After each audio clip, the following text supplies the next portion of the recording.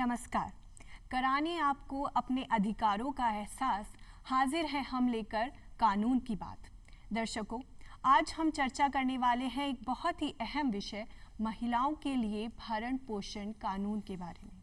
एक महिला माँ, बहन, बेटी, पत्नी के रूप में अपना पूरा जीवन अपने परिवार के लिए समर्पित कर देती है। वही महिला अपनी आर्थिक ज़रूरतों को पूरा करने के लिए दर दर की ठोकरें ना खाए, बल्कि उसके परिवार का पुरुष ही उसे वो सारी सुविधाएं मुहैया कराएं जिनका कि वो अधिकार रखती है। इसी संबंध में हमारे देश में क्या कानून बनाए गए हैं, क्या प्रावधान किए गए हैं, यही जानकारी देने के लिए हमारे साथ आज स्टूडियो में मौजूद हैं हमारे बहुत ही खास मेहमान एडवोकेट नवल किशोर जी। नवल जी, आपका बहुत बहुत स्वागत है।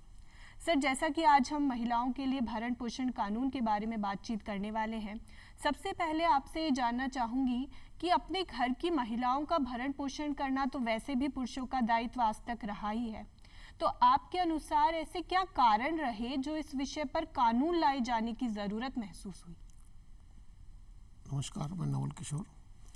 पहले क्या था कि महिलाएं पढ़ी लिखी कम थी जी, शिक्षित नहीं थी, मोबाइल नहीं थे जी। अब मोबाइल होने के कारण लोगों को जागरूकता हुई है, उनको पता चला कि भाई कानून बन सकते हैं और न्यायालय ने पार्लियामेंट ने कानून बनाए कि भाई महिलाओं को उनके आर्थिक स्थिति उठाने के लिए ससुराल में जो परेशान होती थी, पति का भरण पोषण नहीं अदा करते थे और मेंटेनेंस नहीं मिल पाता था, उनके बच्चे वीरान हो रहे थे और महिलाएं अपनी गुजारा नहीं कर पा रही थी, इसलिए न्यायालय को सरकार को लगा कि इनके लिए कोई ऐसा कानून लाया जाए जिससे कि इनको भरण पोषण मिल सके और पति से अपना मेंटेनेंस प्राप्त कर सके। इसलिए 2005 में महिलाओं के लिए घरेलू शिक्षा अधिनियम के तहत एक कानून लाया गया, जिसके तहत अब काफ़ी न्यायालय में केसेस चल रहे हैं और काफ़ी केसेस बढ़ भी रहे हैं और महिला इससे भरण पोषण अपना प्राप्त कर रही है। मतलब महिलाओं को इसके संबंध में जागरूकता हुई है? बिल्कुल हुई है, काफ़ी जागरूकता हुई है और काफ़ी केसेस आए भी हैं और इससे न्यायालय को भी काफ़ी सहारा मिल रहा है कि महिलाओं को आगे लाने के लिए वो बहुत हिम्मत कर रही है। सर, आपने इतना बताया, हम आपसे पूछना चाहेंगे कि आज तक कौन कौन से कानून भरण पोषण के संबंध में भारत में लाए गए हैं? एक तो CRPC के तहत 125(3) के तहत यदि अपनी कोई भी अपने पति से, माता पिता से या ससुराल के किसी व्यक्ति से भरण पोषण का अधिकार प्राप्त कर सकती थी, लेकिन न्यायालय को लगा कि 2005 के बाद में कि 2005 में भी एक ऐसा कानून लाया जाए जिसके तहत 2005 के अंदर घरेलू हिंसा अधिनियम के तहत सेक्शन 12 के तहत एक मुकदमा परिवाद लाया गया, कानून लाया गया विधायक उसके संसद के द्वारा कि इसके तहत कि भी महिलाओं को भरण पोषण मिल सके, घरेलू हिंसा अधिनियम के तहत।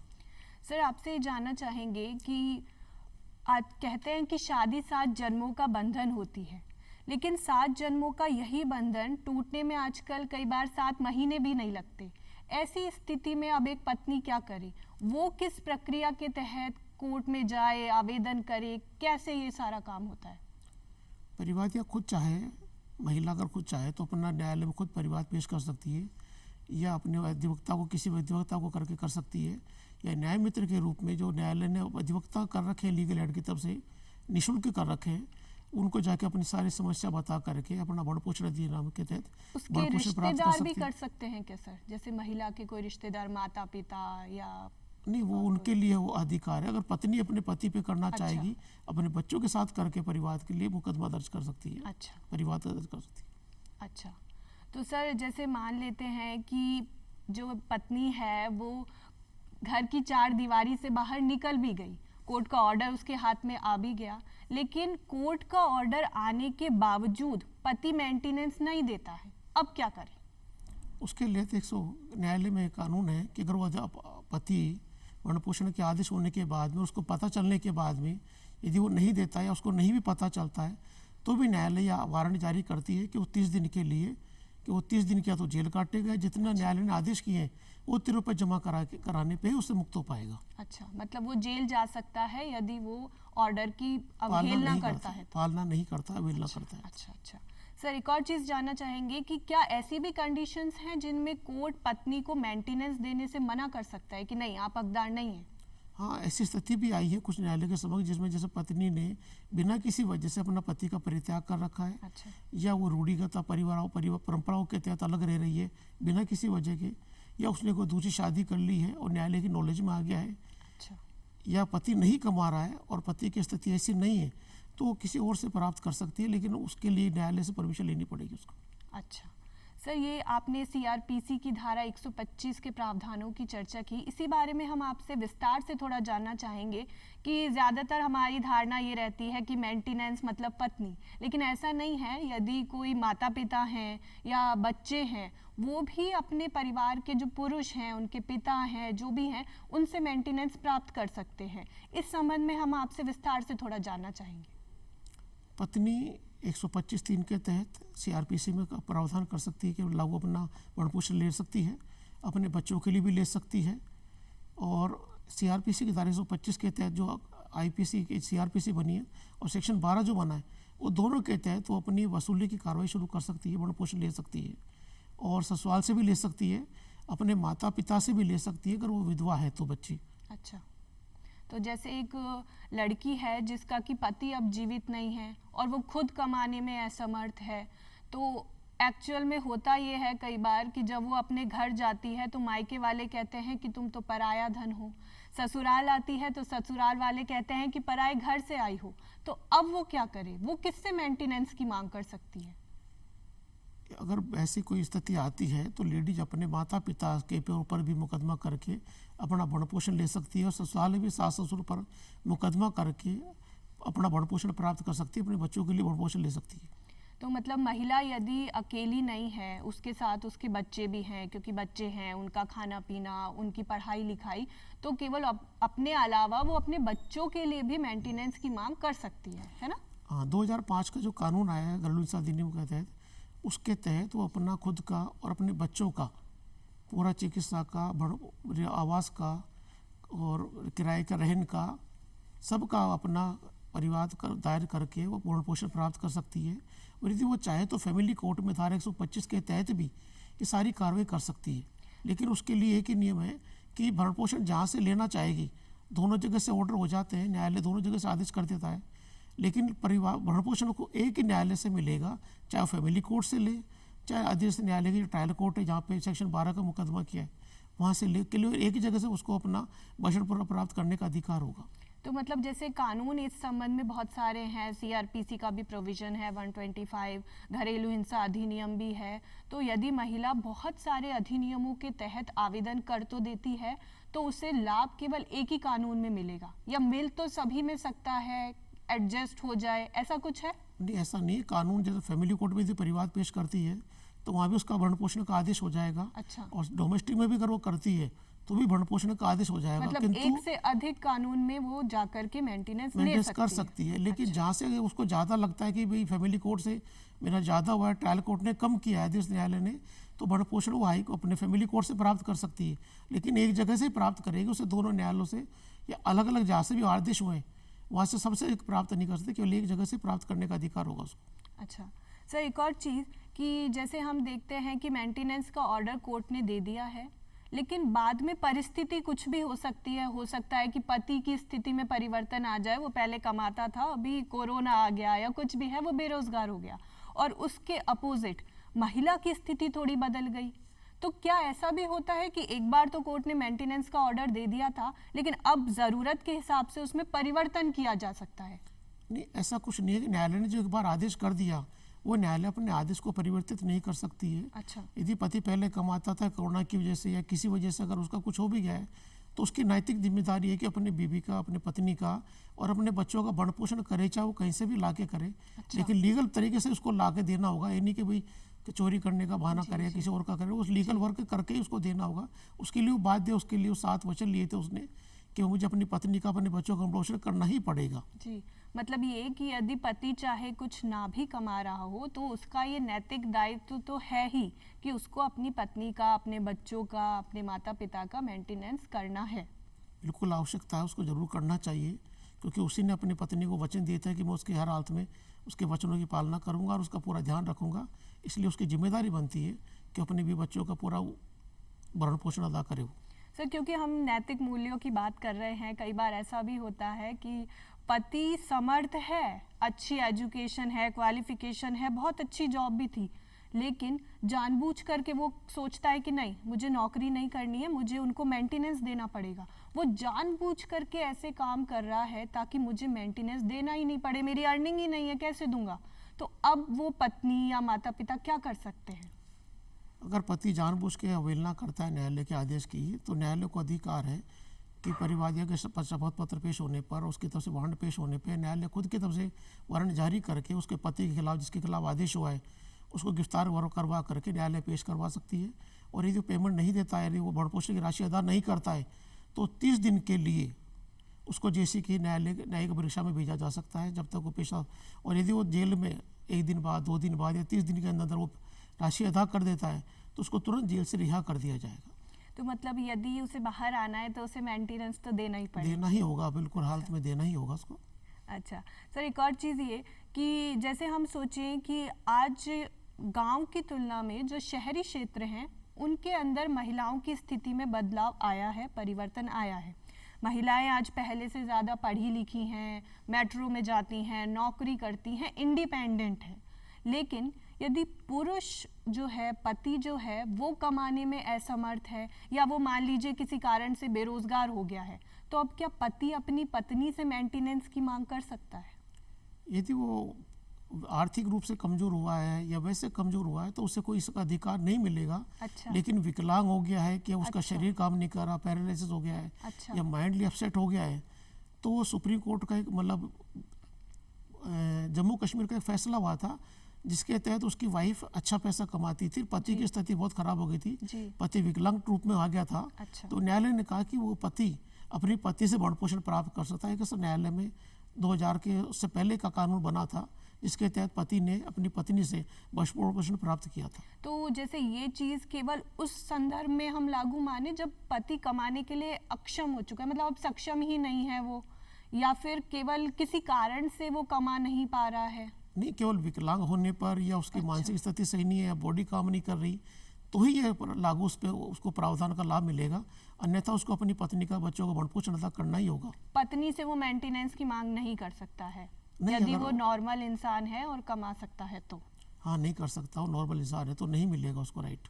सर, हमारे देश में ये कानून तो बनाए गए हैं, लेकिन आपसे जानना चाहेंगे कि ये सारे प्रोसेस में कि आप आवेदन कर रहे हैं, फिर आपको ऑर्डर मिल रहा है और हो सकता है कोर्ट भी आपको हाजिर करवाएंगे कि बताइए क्या मैटर है, इन सब में लगभग कितना टाइम लगता है?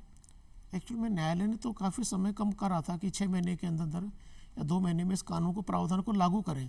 लेकिन न्यायालय में चूँकि भारतीय अपने कानून व्यवस्था जो है काफ़ी डगमगा रही है, काफ़ी केसेस न्यायालय में इतने पेंडिंग है कि आम आदमी को न्यायालय कानून का लाभ देते देते भी पूरा लाभ दे नहीं पाती, और इसमें थोड़ा समय ज़्यादा लग जाता है। न्यायालय इसके लिए भी कोशिश कर रही है कि भाई जितनी जल्दी हो सके न्यायालय इनको तारीख पास की दे सके, तामील तुरंत करवा सके और जल्दी राशि हो सके, भरण पोषण की राशि वो प्रार्थियों को दिलवा सके।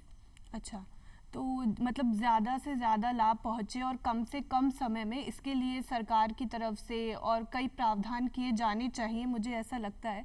और उसके अलावा सर ये जानना चाहेंगे कि ये जो हमारे कानून हैं, इनसे महिलाओं के जीवन में आपके अनुसार क्या सकारात्मक परिवर्तन देखने को मिल रहे हैं? इसके तहत ये कि जो महिलाएं हैं, पढ़ी लिखी हो गई हैं, शहर में रहने वाली, मोबाइल चलाती हैं, वो मोबाइल पे सीखती हैं, उन कानून की जानकारी हुई है उनको, तो वो अपने अधिकारों के प्रति काफ़ी सजग हुई है। इसके मुकाबले जो गांव की महिलाएं हैं वो अपने उस कार्य में इतनी व्यस्त रहती है कि वो अपने टीवी वगैरह उनके पास है नहीं, नेट वगैरह उनके पास है नहीं, और आर्थिक सहयोग भी उनको वो नहीं मिल पाता है, पति परिवार भी उनको नहीं समझा पाते हैं। किसी आम रोड पे चलते आदमी से या किसी परिवार के रिश्तेदार दूर से वो बातें भी करती हैं तो लोग उन पे उंगलियां उठाते हैं, इसलिए वो लोग पिछड़े हुए हैं समाज में। जबकि सिटी की जो शहर की महिलाएं वो जनरली आपस में बातें भी करती हैं, कानून भी देखती हैं, कानून का ज्ञान भी रखती हैं, तो वो ज़्यादा इसका फ़ायदा उठा रही है। हम चाहेंगे कि उनको भी, जो महिलाएं गाँव में रह रही है उनके लिए भी कुछ गवर्नमेंट ऐसा प्रावधान की लागू कर रही है, कुछ चौपाल वगैरह बना रही है, कुछ और भी आदेश करने चाह रही है ताकि गाँव वाली महिलाओं को जो शहरी परिवेश से बाहर है उनको भी इस न्यायालय का काफ़ी लाभ मिल सके और कानून की धारा का लाभ दे सके। सर, ऐसा होता है कि जैसे कानून तो बहुत है लेकिन उन्हें इम्प्लीमेंट करने में मुश्किल होती है, या इम्प्लीमेंट भी कर रहे हैं पर महिलाएं खुद की तरफ से ही आगे नहीं आ रही हैं। जैसे ये हो सकता है कि भाई परिवार का मामला है, शादी ब्याह है, तो उन्हें एक अंदर से डर रहता है कि नहीं हम ये काम नहीं करें, या अज्ञानता तो है ही कि पता ही नहीं है कि इस विषय पर कानून है भी या नहीं है। तो इस चीज़ को कैसे ठीक किया जा सकता है कि आपके लिए कानून बनाए गए हैं, आइए और अपना लाभ लीजिए, अपने जीवन को एक बेहतर दिशा दीजिए? कौन से प्रयास हम ऐसे कर सकते हैं? इसके लिए जैसे आप लोग चाहें तो अगर न्यायालय चाहे या समाज चाहे या भारत सरकार चाहे कि उसके लिए जगह जगह चौपाल की व्यवस्था हो सकती है, नुक्कड़ नाटक हो सकते हैं, छोटी छोटी सभाएं हो सकती है, जो छोटे टेलर्स वगैरह होते हैं उन पे हो सकते हैं, बच्चों के प्रोग्राम हो सकते हैं, उनको बुला करके समझाया जा सकता है। और न्यायालय अपने विवेक को यूज करते हुए अगर उसको आवश्यकता लगता है कि इसमें कानून की और प्रावधान बढ़ाए जा सकते हैं या कोई नया कानून लाना चाहिए तो संसद के द्वारा नया कानून लाया जा सकता है। अच्छा, तो सर अभी हमारे लिए जो कानून है इसमें जैसे बच्चों के लिए प्रावधान किया गया है कि जो बच्चे हैं वो भी अपने पिता से मेंटेनेंस की मांग कर सकते हैं, तो ऐसा भी कुछ है कि केवल अवयस्क बच्चे ही कर सकते हैं या वयस्क भी कर सकता है? कोई लड़की है जिसकी शादी हो चुकी है, क्या इस संबंध में, जैसे हम सबसे पहले अवयस्क बच्चों के लिए तो जानेंगे कि वो तो शायद कर ही सकते होंगे। हाँ, उन पे तो है कि वो बच्चों के माता पिता उनका तो भरण पोषण करेंगे कानून ने। और जैसे जो बच्चे वयस्क हो चुके हैं लेकिन अब उनको वो किसी कारण से जैसे वही विकलांग है या और कोई तरीका है जिस वजह से वो नहीं कमा पा रहे हैं, तो क्या पिता उनका मेंटेनेंस करेगा? बिल्कुल मेंटेनेंस करेगा पिता, कानून के लिए बाध्य है, उसके लिए कानून बने हुए हैं कि उसको पकड़ना ही होगा अपने बच्चों का। सर आप हमें इतनी अच्छी जानकारी दे रहे हैं, एक सार के रूप में हम जानना चाहेंगे कि हम संविधान के अनुच्छेद यदि 21 के बारे में बात करें तो उसमें भारत के प्रत्येक नागरिक को प्राण और दैहिक स्वतंत्रता का अधिकार दिया गया है। ऑनरेबल सुप्रीम कोर्ट का डिसीजन है कि जीवन जीने का मतलब सिर्फ पशुओं के जैसे जीवन जीना नहीं है बल्कि गरिमा युक्त, मानवीय गरिमा युक्त जीवन जीना होता है। तो आपके अनुसार इन कानूनों का महत्व हमारे देश के लिए क्या रहा है? इससे समाज में जो एक कानून बनने के बाद में समाज में काफ़ी लोगों ने अपनी तरक्की करी है, समाज उठा भी है, लोग अब कानून को जानने भी लगे और कानून की पालना भी करने लगे। और जो वयस्क पुरुष हैं जिनकी शादी हो चुकी है, अपनी पत्नियों के प्रति भी न्यायालय का डर उनको लगने लगा है कि यदि पैसा नहीं देंगे, मेंटेनेंस नहीं देंगे, भरण पोषण नहीं देंगे तो न्यायालय उन्हें जेल भेज देगा।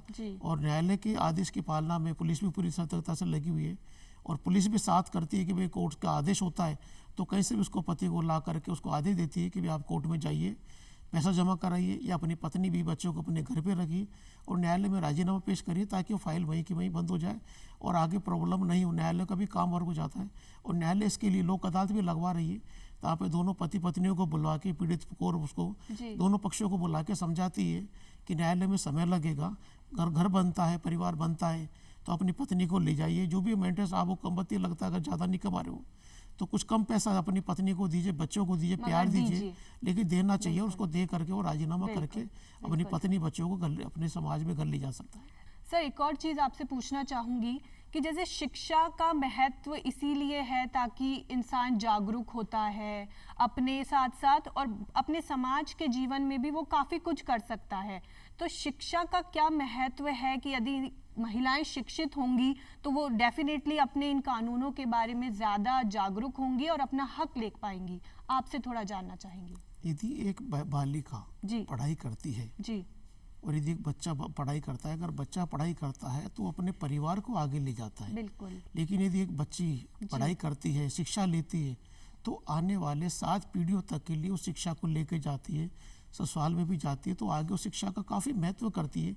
इसलिए कहा है कि अगर बच्ची पढ़ती है तो वो 7 पीढ़ी तक के लिए पढ़ाई करके अपने समाज को, अपने परिवार को, अपने देश को, सबको आगे ले जाने का सहयोग शिक्षा प्राप्त करके ही कर सकती है। इसलिए उस महिला को या जो बच्ची है अपने माँ बाप को भी चाहिए कि अपने बच्चों को और खुद भी अगर हो सके तो उनको पढ़ना चाहिए और शिक्षा लेनी चाहिए। और सर शिक्षा तो है ही, मेरे हिसाब से आजकल जितने भी अपराध हैं या जो भी समाज में चलन चल रहा है उसका एक मेन कारण, जो एक मूल रीज़न मुझे दिखाई पड़ता है वो है हमारे नैतिक मूल्यों में आने वाली कमी। तो यदि हम नैतिक रूप से और सुदृढ़ होंगे तो हम हर समस्या का समाधान कर सकते हैं। आपको क्या लगता है? उसके लिए जो अभी समय चल रहा है कि लोगों ने अपने अपने परिवारों को छोटा कर लिया, एकल परिवार की व्यवस्था, एकल परिवार जो कर लिया वो गलत करा लोगों ने। मेरा मानना है कि जो संयुक्त परिवार था उसमें पूरा परिवार सेफ रहता था। अगर बच्चे माँ बाप कहीं चले जाते थे तो बच्चों के पास दादा दादी, नाना नानी, चाचा ताऊ सब वगैरह रहते थे, बच्चे बेफिक्र रहते थे, माँ बाप भी बेफिक्र रहते कि हमारे बच्चों के पास में सब कुछ है। अब बच्चे जब अलग रह रहे हैं तो उन्हें चाचा का नहीं पता, ताऊ का नहीं पता, फूफा का नहीं पता, बुआ का नहीं पता, और वे छोटे से परिवेश में रह गए। उन्हें समाज का भी नहीं पता, अपनी बिरादरी का भी नहीं पता, अपने देश के बारे में नहीं पता। केवल वो जितना पढ़ते हैं केवल उनको उतना ही पता रहता है। आगे इससे ये हो रहा है कि जो एकल परिवार है उसकी जगह अगर संयुक्त परिवार में आदमी रहता है तो ज़्यादा उसे सुविधा मिलती है और ज़्यादा वो दिमाग से भी परिपक्व होता है। बिल्कुल, मतलब दादी नानी की जो कहानियाँ थी वो तो खो ही गई हैं और उसकी जगह ले ली हमारे वीडियो गेम्स ने, मोबाइल गेम्स ने। हाँ, ऐसा मान सकते हैं? हाँ बिल्कुल सही कह रहे हैं आप उसके लिए कि जो वीडियो गेम आए हैं इससे बच्चे का शरीर का भौतिक और शरीर का मानसिक रूप, मानसिक दोनों ही विकार पैदा हुए हैं शरीर में। बच्चा फिटनेस नहीं खेलता, बच्चा बेड पे लेटा लेटा सारे गेम खेल लेता है, बेड पे लेटा लेटा बॉडी वर्क कर लेता है, जबकि उसको शरीर का जो करना था वो नहीं कर पा रहा है। सर बहुत बहुत धन्यवाद आपको हमारी इन जानकारियों को देने के लिए। ये जानकारियाँ निश्चित ही हमारे साथ साथ हमारे दर्शकों के लिए बहुत ही लाभकारी साबित होने वाली हैं। हम और आप मिलकर के इन जानकारियों से फ़ायदा उठाएं, अपने खुद का विकास करें, अपने आप को आगे बढ़ाएं, क्योंकि हम बढ़ेंगे तभी देश बढ़ेगा। और इसी उम्मीद के साथ, इसी संकल्प के साथ सभी अपना ध्यान रखें, स्वस्थ रहें, मस्त रहें और जागरूक रहें।